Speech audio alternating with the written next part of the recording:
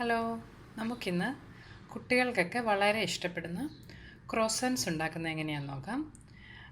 ഇതുണ്ടാക്കുന്നതിന് വേണ്ടുന്ന മാവ് ആദ്യം തയ്യാറാക്കാം. അതിനു വേണ്ടിയിട്ട് ഞാനിവിടെ ഒരു 350 ഗ്രാമോളം മൈദ എടുത്തിട്ടുണ്ട്.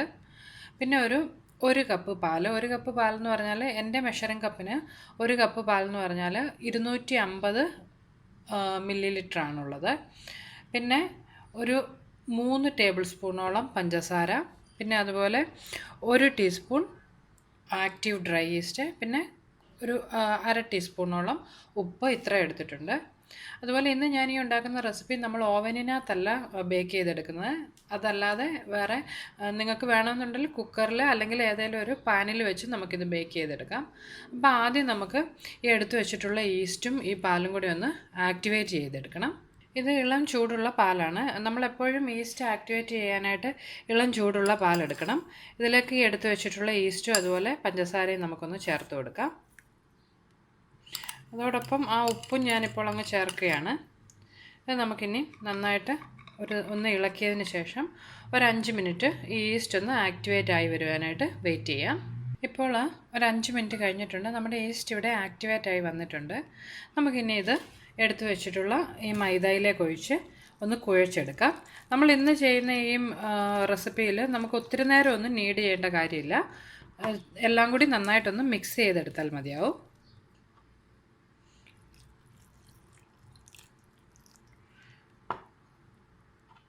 ഇപ്പോൾ ഞാനിതിലേക്ക് നമ്മൾ എടുത്തിരുന്ന പാൽ മുഴുവൻ ഒഴിച്ചിട്ടുണ്ട്.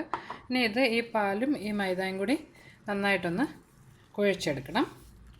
ഇത് ഒത്തിരി കട്ടിയുള്ള ഒരു മാവല്ല, എന്നാലും അങ്ങ് വല്ലാതെ നീണ്ടതുമല്ല.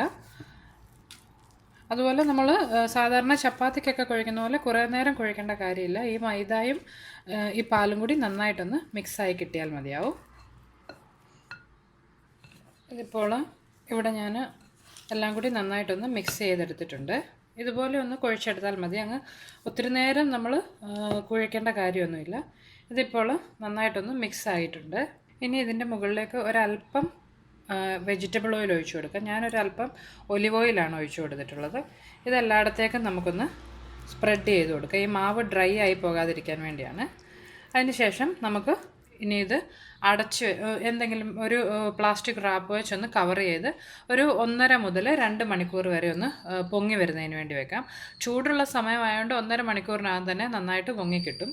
തണുപ്പ് കാലത്താണെങ്കിൽ ഒരു 2 മണിക്കൂറോളം വേണ്ടി വരും. അപ്പം നമുക്കിനി ഇത് ഒന്ന് പൊങ്ങി വന്നതിന് ശേഷം ബാക്കി തയ്യാറാക്കാം.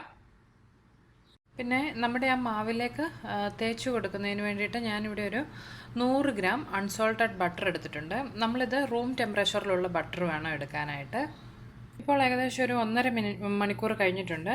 നമ്മുടെ മാവ് ഇപ്പോൾ നമ്മൾ ആ കുഴച്ച് വെച്ചതിൻ്റെ ഇരട്ടിയിലധികം പൊങ്ങി വന്നിട്ടുണ്ട്. ഇനി നമുക്കിത് ഈ അടപ്പൊന്ന് മാറ്റാം. ഇതിപ്പോൾ ഒരിക്കൽ കൂടി നമുക്കൊന്ന് പതുക്കെ ഒന്ന് കുഴച്ചെടുക്കാം. ഇനി നമുക്കിത് ഒരു വർക്കിംഗ് ഏരിയയിലേക്ക് മാറ്റാവുന്നതാണ്. അതിനുശേഷം ഇത് നമുക്ക് കൈ കൊണ്ട് ചെറുതായിട്ടൊന്ന് പരത്തിയെടുക്കാം. ഇത് വല്ലാതെ ഒട്ടിപ്പിടിക്കുന്നെന്ന് തോന്നുകയാണെങ്കിൽ നിങ്ങൾക്ക് ഒരല്പം പൊടി ഇതിലേക്ക് വിതറി കൊടുക്കാവുന്നതാണ്. ഞാനിപ്പോൾ ഇവിടെ ഒരല്പം പൊടി ഇതിലേക്കൊന്ന് സ്പ്രിങ്കിൾ ചെയ്തിട്ടുണ്ട്. ഇനി നമുക്കിതൊന്ന് ഇങ്ങനെ ഒന്ന് ആക്കിയെടുക്കണം. നീളത്തിലൊന്ന് ഉരുട്ടിയെടുക്കണം. ഇതിപ്പോൾ ഞാനിവിടെ നീളത്തിൽ ഒന്ന് ഉരുട്ടിയെടുത്തിട്ടുണ്ട്. ഇതിനെ നമുക്ക് ഒരേ അളവിലുള്ള പീസസ് ആയിട്ടൊന്ന് കട്ട് ചെയ്തെടുക്കാം. ഒരു 2 ഇഞ്ച് വലിപ്പമുള്ള കഷ്ണങ്ങളായിട്ട് ഇതൊന്ന് കട്ട് ചെയ്തെടുക്കാം. ഇപ്പോൾ ഇതിവിടെ ഞാനൊരു 7 പീസസ് ആയിട്ടാണ് കട്ട് ചെയ്തെടുത്തിട്ടുള്ളത്. നിങ്ങൾ മാവ് കൂടുതൽ എടുക്കുകയാണെങ്കിൽ കുറച്ചുകൂടി ഒരു 10-12 പീസായിട്ട് വേണമെങ്കിലും കട്ട് ചെയ്തെടുക്കാം. ഇനി നമുക്കിതിൽ ഈ കട്ട് ചെയ്ത് വെച്ചിട്ടുള്ള ഓരോ പീസസും എടുത്ത് ചപ്പാത്തിക്ക് പരത്തുന്ന പോലെ ഒന്ന് പരത്തിയെടുക്കണം. ഇതിപ്പോൾ ഞാൻ ആ മാവിൽ നിന്ന് ഒരു പീസ് എടുത്ത് ഇവിടെ ഒന്ന് പരത്തിയെടുക്കുന്നുണ്ട്. അങ്ങ് തീരെ തിന്നായിട്ട് പരത്തരുത്. കുറച്ച് കട്ടിയോടുകൂടി ഒന്ന് ഒരു 1/2 ഇഞ്ച് കട്ടിയിൽ ഇതൊന്ന് റൗണ്ട് ഷേപ്പിൽ നമുക്ക് പരത്തിയെടുക്കണം. ഇതിപ്പോൾ ഞാനിവിടെ പരത്തിയെടുത്തിട്ടുണ്ട്. നമുക്കിനിയും പരത്തിയ ചപ്പാത്തി ഇവിടെ ഒരു പ്ലാസ്റ്റിക് റാപ്പിൻ്റെ മുകളിലേക്കൊന്ന് വിരിച്ചു കൊടുക്കാം. അതിനുശേഷം ഇതിൻ്റെ മുകളിലേക്ക് ഒരല്പം ബട്ടർ ഒന്ന് സ്പ്രെഡ് ചെയ്ത് കൊടുക്കണം. എല്ലായിടത്തേക്കും ഒരുപോലെ ഇതൊന്ന് തേച്ച് കൊടുക്കണം. നമ്മളെപ്പോഴും റൂം ടെമ്പറേച്ചറിലുള്ള ബട്ടർ എടുക്കാൻ ശ്രദ്ധിക്കണം. എങ്കിൽ മാത്രമേ നമുക്ക് ഇതുപോലെ ഇത് സ്പ്രെഡ് ചെയ്യാൻ പറ്റത്തുള്ളൂ. ഇപ്പോൾ ഞാനിവിടെ ആ മാവിൻ്റെ പുറത്തേക്ക് ബട്ടർ നന്നായിട്ട് സ്പ്രെഡ് ചെയ്തിട്ടുണ്ട്. ഇനി അടുത്ത ഒരു പീസ് മാവ് എടുത്ത് ഇതുപോലെ തന്നെ പരത്തി ഇതിൻ്റെ മുകളിലേക്ക് നമുക്ക് വെച്ച് കൊടുക്കാം. ഇതിൻ്റെ മുകളിലോട്ടും നമുക്ക് ബട്ടർ ഒന്ന് സ്പ്രെഡ് ചെയ്യണം. ഇതുപോലെ നമ്മൾ ആ കട്ട് ചെയ്ത് വെച്ചിട്ടുള്ള 7 പീസ് മാവും നമുക്ക് ഒരേ വലുപ്പത്തിലൊന്ന് പരത്തിയെടുക്കണം. എന്നിട്ട് ഒന്നിൻ്റെ മുകളിലേക്ക് ഒന്നായിട്ട് വെച്ച് ഇടയ്ക്ക് ബട്ടറും തേച്ച് കൊടുത്തുകൊണ്ടിരിക്കണം. ഇതുപോലെ നമുക്ക് എല്ലാ പീസസും ഒന്ന് പരത്തി അതിൻ്റെ മുകളിലേക്ക് ബട്ടർ തേച്ച് കൊടുക്കാം.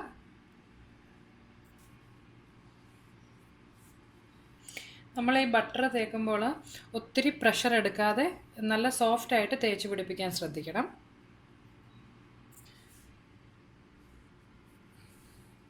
ഇപ്പോൾ ഞാൻ 6 പീസ് മാവും ഇതുപോലെ പരത്തിയെടുത്തതിന് ശേഷം ഓരോന്നിൻ്റെയും മുകളിൽ ബട്ടർ തേച്ച് കൊടുത്തിരുന്നു.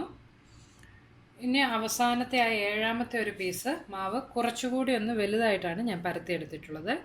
ഇതുകൊണ്ട് നമ്മളിത് ആദ്യം പരത്തി വെച്ചിട്ടുള്ള ആ മാവെല്ലാം ഒന്ന് കവർ ചെയ്യുന്ന പോലെ ഒന്ന് ആക്കിയെടുക്കാം.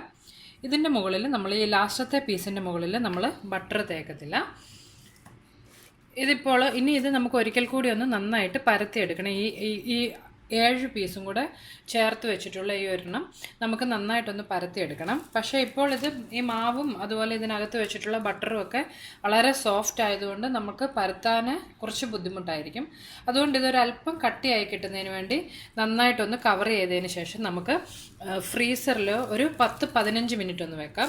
ആ സമയം കൊണ്ട് ഇത് പെട്ടെന്ന് തന്നെ ഒരു അല്പം കട്ടിയായി കിട്ടും. ഫ്രീസറിൽ വെക്കണം. ഫ്രീസറിൽ വെക്കുകയാണെന്നുണ്ടെങ്കിലേ ഉള്ളൂ 10 മിനിറ്റ് കൊണ്ട് ഇത് കട്ടിയായി കിട്ടത്തുള്ളൂ. ഇപ്പോൾ ഒരു 15 മിനിറ്റിന് ശേഷം ഞാൻ നമ്മുടെ മാവ് ഫ്രീസറിൽ നിന്ന് പുറത്തെടുത്തിട്ടുണ്ട്. ഇതിനെ നമുക്ക് ഈ പ്ലാസ്റ്റിക് റാപ്പിൽ നിന്നൊന്ന് മാറ്റിയെടുക്കാം. അല്പം പൊടി വിതറിയതിന് ശേഷം ഇതിവിടെ വെച്ച് നമുക്കിനി നന്നായിട്ടൊന്ന് പരത്തിയെടുക്കണം. നല്ല ഒരു 1/2 ഇഞ്ച് കനത്തിൽ ഇതൊന്ന് പരത്തിയെടുക്കണം. നമ്മളിത് പരത്തുമ്പോൾ ഒത്തിരി കട്ടിയെടുക്കരുത്. അങ്ങനെ ചെയ്തിട്ടുണ്ടെങ്കിൽ ചിലപ്പോൾ ഈ മാവ് പൊട്ടി അകത്ത് വെച്ചിട്ടുള്ള ബട്ടറൊക്കെ പുറത്ത് വരാൻ ചാൻസ് ഉണ്ട്. അതുകൊണ്ട് നല്ല സോഫ്റ്റായിട്ട് ഇതൊന്ന് പരത്തിയെടുക്കണം. ഒട്ടിപ്പിടിക്കുന്നതെന്ന് തോന്നുന്നുണ്ടെങ്കിൽ ഒരല്പം പൊടി ഇതിലേക്ക് വിതറിയതിന് ശേഷം നമുക്ക് പരത്തിയെടുക്കാം. ഇതിപ്പോൾ ഞാനിവിടെ ഒരു 1/2 ഇഞ്ച് കനത്തിൽ പരത്തിയെടുത്തിട്ടുണ്ട്. നോക്കിയാൽ കാണാം കുറച്ച് കട്ടിയോടുകൂടി വേണം ഇത് പരത്തിയെടുക്കാൻ. നമുക്കിനി ഇതൊന്ന് ട്രയാങ്കിൾ ഷേപ്പിൽ ഒരേ വലുപ്പത്തിലുള്ള പീസസ് ആയിട്ട് കട്ട് ചെയ്തെടുക്കാം. ഞാനിവിടെ ഒരു പിസ്സ കട്ടറാണ് ഉപയോഗിക്കുന്നത്. നിങ്ങളുടെ കയ്യിൽ ഇതില്ല എന്നുണ്ടെങ്കിൽ ഒരു പിച്ചാത്തി വെച്ചാണെങ്കിലും ഇത് കട്ട് ചെയ്തെടുക്കാവുന്നതാണ്. ഒരേ വലുപ്പത്തിലുള്ള പീസസ് ആയിട്ട് ഇത് കട്ട് ചെയ്തെടുക്കണം. ഇപ്പോൾ ഞാനിത് ഏകദേശം ഒരേ വലുപ്പമുള്ള ഒരു 16 പീസായിട്ട് ഇതുപോലെ ട്രയാങ്കിൾ ഷേപ്പിലുള്ള പീസായിട്ട് കട്ട് ചെയ്തെടുത്തിട്ടുണ്ട്. നമുക്ക് ഇപ്പോൾ ഒരേ സമയം ഇത് മുഴുവനും ഉണ്ടാക്കണ്ട എന്നുണ്ടെങ്കിൽ ഇതുപോലെ ഒരു ബട്ടർ പേപ്പർ എടുത്ത് അതിലേക്ക് നമുക്ക് ഈ ഓരോ പീസും ഒന്ന് വെച്ച് കൊടുക്കാം. അതിനുശേഷം കുറച്ച് അകലം വിട്ട് വെക്കണം, ഇല്ലെങ്കിൽ തമ്മിൽ ഒട്ടിപ്പിടിക്കാൻ ചാൻസ് ഉണ്ട്. ഇതുപോലെ വെച്ചതിന് ശേഷം മറ്റൊരു ബട്ടർ പേപ്പർ വെച്ച് ഇത് കവർ ചെയ്യാം. ഇനി ഇതിൻ്റെ മുകളിലേക്ക് വേണമെങ്കിൽ അടുത്ത പീസസും വെച്ച് കൊടുക്കാം. ഇങ്ങനെ സൂക്ഷിച്ച് നമുക്ക് ഇതൊരു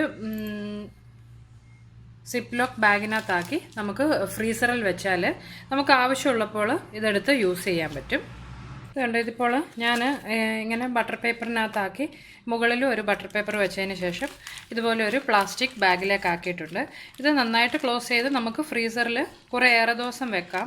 അതുപോലെ ആവശ്യമുള്ളപ്പോൾ ഇതെടുത്ത് ഒരു 1-1.5 മണിക്കൂർ മുമ്പ് വെളിയിലെടുത്ത് വെച്ചതിന് ശേഷം കുറച്ച് സോഫ്റ്റായി കഴിയുമ്പോൾ നമുക്കിത് ക്രോസൻസ് ആക്കി റോൾ ചെയ്തെടുക്കാവുന്നതാണ്. അപ്പോൾ ഇങ്ങനെ നിങ്ങൾക്ക് ഒരേ സമയം ഇത് മുഴുവൻ വേണ്ടാന്നുണ്ടെങ്കിൽ ഇങ്ങനെയാണെങ്കിൽ നിങ്ങൾക്കിത് സൂക്ഷിച്ച് വയ്ക്കാം. ഇനി നമുക്ക് ബാക്കിയുള്ള ഈ മാവ് എങ്ങനെയാണ് ക്രോസൻസ് ആക്കുന്നതെന്ന് നോക്കാം. അതിനായിട്ട് കട്ട് ചെയ്ത് വെച്ചിട്ടുള്ള ഓരോ പീസായിട്ട് എടുത്ത് ഇതിൻ്റെ ഈ അടിവശത്തായിട്ട് ഇതുപോലെ ഒന്ന് കട്ട് ചെയ്ത് കൊടുക്കണം. അതിനുശേഷം ഇത് നമുക്ക് റോൾ ചെയ്തെടുക്കാം. ഞാനിവിടെ ഇതിനുള്ളിൽ കുറച്ച് ചോക്ലേറ്റും അതുപോലെ ചിലതിനകത്ത് ചീസും വെച്ചാണൊന്ന് റോൾ ചെയ്തെടുക്കുന്നത്. ഇതിനെ നമുക്ക് ഇതുപോലെ ഒന്ന് റോൾ ചെയ്തെടുക്കാം. ഇതിപ്പോൾ ഇവിടെ ഞാൻ റോൾ ചെയ്തെടുത്തിട്ടുണ്ട്. ഇതിനെ നമുക്ക് കുറച്ച് ബട്ടർ വെച്ച് ഗ്രീസ് ചെയ്ത് വെച്ചിട്ടുള്ള ഒരു പാത്രത്തിലേക്ക് മാറ്റാം. ചിലതിനകത്ത് ഞാൻ ഇതുപോലെ ചീസിൻ്റെ ചെറിയൊരു സ്റ്റിക്ക് വെച്ചതിന് ശേഷം ആണ് റോൾ ചെയ്തെടുക്കുന്നത്. ഇതുപോലെ നമുക്ക് പിന്നെ ചിലത് ഞാൻ പ്ലെയിൻ ആയിട്ടുള്ള ക്രോസൻസ് ആയിട്ടും റോൾ ചെയ്തെടുക്കുന്നുണ്ട്. ഇപ്പോൾ ഞാൻ നമ്മുടെ ക്രോസൻസ് എല്ലാം ഇവിടെ റോൾ ചെയ്തെടുത്തിട്ടുണ്ട്. ഇതിൽ കുറച്ചെണ്ണത്തിൽ 2-3 എണ്ണത്തിൽ ഞാൻ ചോക്ലേറ്റും അതുപോലെ 1-2 എണ്ണത്തിൽ ഞാൻ ചീസും വെച്ചിട്ടുണ്ടായിരുന്നു. പിന്നെ ബാക്കി ഞാൻ പ്ലെയിൻ ആയിട്ടാണ് റോൾ ചെയ്തെടുത്തിട്ടുള്ളത്. ഇതിപ്പോൾ ഒരു മീഡിയം സൈസായിട്ടുള്ള ക്രോസൻസാണ് ഞാനിന്ന് ഇവിടെ ഉണ്ടാക്കിയിട്ടുള്ളത്. നിങ്ങൾക്ക് കുറച്ച് വലുത് വേണമെന്നുണ്ടെങ്കിൽ നമ്മൾ ആ ട്രയാങ്കിൾ ഷേപ്പിൽ കട്ട് ചെയ്തെടുക്കുമ്പോൾ കുറച്ച് വലിയ പീസസ് ആയിട്ട് കട്ട് ചെയ്തെടുത്താൽ മതിയാവും. നമുക്കിനി ഇത് ഒരു മണിക്കൂർ കൂടി ഒന്ന് കവർ ചെയ്ത് വെക്കാം. ഇത് കുറച്ചുകൂടി ഒന്ന് പൊങ്ങി വരുന്നതിന് വേണ്ടിയാണിത്. നന്നായിട്ടൊന്ന് കവർ ചെയ്ത് വെക്കണം, ഇല്ലെങ്കിൽ ഇതങ്ങ് വല്ലാതെ ഡ്രൈ ആയി പോവും. അപ്പോൾ നമുക്കിനി ഒരു മണിക്കൂർ കഴിഞ്ഞിതൊന്ന് ബേക്ക് ചെയ്തെടുക്കാം.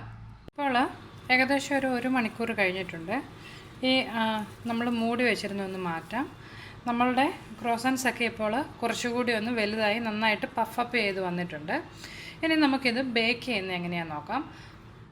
ഞാൻ മുമ്പുള്ള എൻ്റെ ബേക്കിംഗ് റെസിപ്പികളിലൊക്കെ പറഞ്ഞതുപോലെ തന്നെ ഇന്നും ഞാനിത് ഓവനിലല്ല ബേക്ക് ചെയ്യുന്നത്. പകരം കുറച്ച് വായ്വാട്ടമുള്ള ഒരു പഴയ നോൺ സ്റ്റിക്ക് പാത്രമാണ് ഇവിടെ എടുത്തിട്ടുള്ളത്. നിങ്ങൾക്ക് നോൺ സ്റ്റിക്ക് പാത്രമോ ഇല്ലെങ്കിൽ ഇതുപോലെ ചുവട് കട്ടിയുള്ള ഏതെങ്കിലും ഒരു പഴയ പാത്രം എടുക്കുക. അതുപോലെ കുറച്ച് കുഴിവ് വേണം. നമുക്ക് ഇതിനകത്തേക്ക് ഇറക്കി വെച്ചുകൊണ്ട് വേണം ഇത് ബേക്ക് ചെയ്തെടുക്കാൻ. ഇതിൽ ഞാൻ കുറച്ച് ഉപ്പൊന്ന് അടിയിൽ വിതറിയിട്ടുണ്ട്. ഈ പാത്രം കേട് ആകാതിരിക്കുന്നതിന് വേണ്ടിയാണ് ഈ ഉപ്പിട്ട് കൊടുത്തിട്ടുള്ളത്. അതിൻ്റെ മുകളിലേക്ക് ഒരു അടപ്പ് പാത്രം വെച്ചിട്ടുണ്ട്. ഇതിനി നമുക്ക് അടച്ചു വെച്ച് ഹൈ ഫ്ലെയിമിൽ ഒരു 5 മിനിറ്റ് നന്നായിട്ടൊന്ന് ചൂടാക്കിയെടുക്കണം.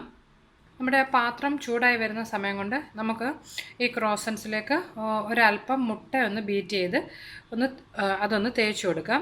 ഇത് നമ്മൾ ബേക്ക് ചെയ്ത് കഴിയുമ്പോൾ ഇതിൻ്റെ ഈ മുകൾ ഭാഗമൊക്കെ നല്ലൊരു ബ്രൗൺ കളർ ആകുന്നതിന് വേണ്ടിയാണത്. പിന്നെ നിങ്ങൾ എപ്പോഴും ശ്രദ്ധിക്കണം, നമ്മൾ ഈ ബേക്ക് ചെയ്യുന്ന ഈ പാത്രത്തിലേക്ക് ഈ ക്രോസൻസ് ഉണ്ടാക്കി വെക്കുമ്പോൾ ഒന്നിൻ്റെ തൊട്ടടുത്ത് വെക്കാതെ കുറച്ച് അകലത്തിൽ വേണം വെക്കാൻ. ഞാനിത് കുറച്ച് ഡിസ്റ്റൻസ് ഇട്ടാണ് വെച്ചിരുന്നത്. ഇപ്പം നോക്കിയാൽ ഇത് പഫപ്പ് ചെയ്തപ്പോൾ എല്ലാം തമ്മിൽ കുറച്ചുകൂടി അടുത്ത് വന്നിട്ടുണ്ട്. അപ്പോൾ എപ്പോഴും അത് ശ്രദ്ധിച്ച് വേണം ഇത് അറേഞ്ച് ചെയ്യാനായിട്ട്. ഇപ്പോൾ ഞാനിതിലേക്ക് ആ മുട്ടയൊക്കെ നന്നായി തേച്ച് കൊടുത്തിട്ടുണ്ട്. ഈ മുട്ടയ്ക്ക് പകരം പാലാണെങ്കിലും നിങ്ങൾക്ക് ഇതിൻ്റെ മുകളിലേക്ക് ബ്രഷ് ചെയ്ത് കൊടുക്കാം. ഇനി നമുക്കിത് നന്നായിട്ട് ചൂടായിരിക്കുന്ന ആ പാനിലേക്കൊന്ന് ഇറക്കി വെച്ച് ബേക്ക് ചെയ്തെടുക്കാം. നമ്മുടെ ബേക്ക് ചെയ്യാനുള്ള പാൻ ഇവിടെ നന്നായിട്ട് ചൂടായിട്ടുണ്ട്. ഇതിലേക്ക് ഇനി നമുക്ക് ഈ ട്രേയെ പതുക്കെ ഇറക്കി വെച്ച് കൊടുക്കാം. കൈ കൊള്ളാതെ പ്രത്യേകം ശ്രദ്ധിക്കണം. ഇനി നമുക്ക് ഇത് അടച്ചു വെച്ചതിന് ശേഷം അടുപ്പിൽ തീ മീഡിയം ഫ്ലെയിമിൽ വെച്ച് ഒരു 5 മിനിറ്റ് ഇതൊന്ന് ബേക്ക് ചെയ്യണം. നമ്മൾ ഈ നോൺ സ്റ്റിക്ക് പാനിൻ്റെ അടപ്പ് വെച്ച് മൂടുമ്പോൾ ഇതുപോലെയുള്ള ഈ എയർ ഹോളൊക്കെ ഒരു പേപ്പറോ എല്ലാം വെച്ചൊന്ന് നന്നായിട്ട് കവർ ചെയ്യണം, ഇല്ലെങ്കിൽ ആ ആവി ചൂട് പുറത്തേക്ക് പോകാൻ ചാൻസ് ഉണ്ട്. ഇപ്പോൾ ഒരു 5 മിനിറ്റ് ആയിട്ടുണ്ട്. നോക്കിയാൽ കാണാം നമ്മുടെ ആ ക്രോസൻസ് ഒക്കെ കുറച്ചുകൂടി ഒന്ന് നന്നായിട്ട് വീർത്ത് വന്നിട്ടുണ്ട്. ഈ 5 മിനിറ്റ് ഞാനിത് മീഡിയം ഫ്ലെയിമിലാണ് ചൂടാക്കിയത്. ഇനി നമുക്കിതിൽ അടുപ്പിൽ ഫ്ലെയിം ഏറ്റവും കുറച്ച് വെച്ച് ഒരു 10 മുതൽ 15 മിനിറ്റ് വരെ ഇത് ബേക്ക് ചെയ്തെടുക്കണം. നിങ്ങൾ ഓവനിലാണ് ബേക്ക് ചെയ്യുന്നുണ്ടെങ്കിൽ ഓവനിൽ ആദ്യത്തെ ഒരു 5-6 മിനിറ്റ് 200 ഡിഗ്രി ഫാരൻഹീറ്റിൽ പ്രീഹീറ്റ് ചെയ്ത ഓവനിൽ 200 ഡിഗ്രിയിൽ പ്രീഹീറ്റ് ചെയ്യണം. അതിനുശേഷം പ്രീഹീറ്റ് ചെയ്ത ഓവനിൽ ആദ്യത്തെ ഒരു 5 മിനിറ്റ് 200 ഡിഗ്രിയിൽ ബേക്ക് ചെയ്യണം. പിന്നെ നമ്മൾ ടെമ്പറേച്ചർ 180 ഡിഗ്രിയിലേക്ക് കുറച്ചതിന് ശേഷം ഒരു 10 to 15 മിനിറ്റ്സ് നമുക്ക് ബേക്ക് ചെയ്തെടുക്കാം. ഈ നമ്മളുടെ ക്രോസൻസിൻ്റെ ആ മുകൾ ഭാഗത്ത് നല്ലൊരു ലൈറ്റ് ബ്രൗൺ കളർ ആകുന്ന വരെയാണ് നമ്മളിത് ബേക്ക് ചെയ്യുന്നത്. ഇപ്പോൾ ഏകദേശം ഒരു 15 മിനിറ്റ് കഴിഞ്ഞിട്ടുണ്ട്. നമുക്കിത് അടപ്പൊന്ന് മാറ്റി നോക്കാം. ഇത് ഇപ്പോൾ ഈ മുകൾ ഭാഗമൊക്കെ ഒന്ന് ബ്രൗൺ കളറായി വന്നിട്ടുണ്ട്. നമ്മുടെ ക്രോസൻസ് ഇവിടെ ആവശ്യത്തിന് ബേക്ക് ആയിട്ടുണ്ട്. ഇത് നമുക്കിനി ഒരു 1-2 മിനിറ്റ് കൂടി ഒന്ന് ഗ്യാസ് ഓഫ് ചെയ്തതിന് ശേഷം ഇതിൽ തന്നെ വെക്കാം. അതിനുശേഷം നമുക്കിത് പുറത്തെടുക്കാവുന്നതാണ്. പിന്നെ ഞാൻ കുറച്ച് മുമ്പ് ഓവൻ്റേത് പറഞ്ഞപ്പോൾ 200 ഡിഗ്രി ഫാരൻഹീറ്റ് എന്നാണ് പറഞ്ഞത്. സോറി, 200 ഡിഗ്രി ഫാരൻഹീറ്റ് അല്ല, 200 ഡിഗ്രി സെൽഷ്യസ് ആണ് ആദ്യം നമ്മളത് പ്രീഹീറ്റ് ചെയ്യേണ്ടത്. അത് കഴിഞ്ഞ് പിന്നെ 200 ഡിഗ്രിയിൽ 5 to 6 മിനിറ്റ്സ് ബേക്ക് ചെയ്തതിന് ശേഷം 180 ഡിഗ്രിയിലേക്ക് മാറ്റണം. ഇപ്പോൾ ഞാൻ നമ്മുടെ ക്രോസൻസ് പാനിൽ നിന്ന് പുറത്തെടുത്തിട്ടുണ്ട്. ഇതിപ്പോൾ നന്നായിട്ട് ബേക്കായിട്ടുണ്ട്. ഇതിപ്പോൾ കുറച്ച് ചൂടുണ്ട്. ആ ചൂട് പോയി കഴിയുമ്പോൾ കുറച്ചുകൂടി നമുക്ക് കടയിൽ നിന്നൊക്കെ മേടിക്കുന്ന അതേ ആ ഒരു ടെക്സ്ചറിൽ കിട്ടുന്നതായിരിക്കും. ഇത് നമുക്കൊന്ന് നോക്കാം. ഇതിൻ്റെ അടിവശമൊന്നും അങ്ങനെ കരിഞ്ഞു പോയിട്ടില്ല. വളരെ ഈസിയാണ് ഇത് തയ്യാറാക്കാൻ. ഇതിപ്പം നല്ല സോഫ്റ്റാണ്, നോക്കിയാൽ തന്നെ കാണാം. അപ്പം എല്ലാവരും ഇത് ട്രൈ ചെയ്ത് നോക്കുക. കഴിവതും നമ്മൾ ഉണ്ടാക്കി ഉടൻ കുറച്ച് സമയത്തിനുള്ളിൽ തന്നെ ഇത് കഴിക്കുന്നതായിരിക്കും നല്ലത്. കുറേ നേരം വെച്ചതിന് ശേഷം കഴിച്ചാൽ അത്രയ്ക്കൊരു ടേസ്റ്റൊക്കെ കാണും, പക്ഷേ നല്ല സോഫ്റ്റ്നെസ് ആയിരിക്കുകയില്ല. അതുകൊണ്ട് നിങ്ങൾക്ക് ആവശ്യമുള്ളപ്പോൾ നമ്മൾ ആദ്യം തയ്യാറാക്കി വെച്ചിട്ടുള്ള മാവ് ഫ്രിഡ്ജിൽ നിന്നെടുത്ത് പ്രൂഫ് ചെയ്തതിന് ശേഷം നമുക്ക് ഉണ്ടാക്കിയെടുക്കാവുന്നതാണ്. അപ്പോൾ എല്ലാവരും ഇത് ട്രൈ ചെയ്ത് നോക്കുക. നല്ല ടേസ്റ്റി ആയിട്ടുള്ള റെസിപ്പിയാണ്. അപ്പം നിങ്ങൾക്ക് ട്രൈ ചെയ്ത് ഇഷ്ടമാകുകയാണെന്നുണ്ടെങ്കിൽ നിങ്ങൾ മറക്കാതെ എൻ്റെ യൂട്യൂബ് ചാനൽ സബ്സ്ക്രൈബ് ചെയ്യണം, ഇതുവരെ സബ്സ്ക്രൈബ് ചെയ്തിട്ടില്ലാത്തവർ. അപ്പോൾ നമുക്ക് മറ്റൊരു റെസിപ്പിയുമായിട്ട് വീണ്ടും കാണാം. ബൈ.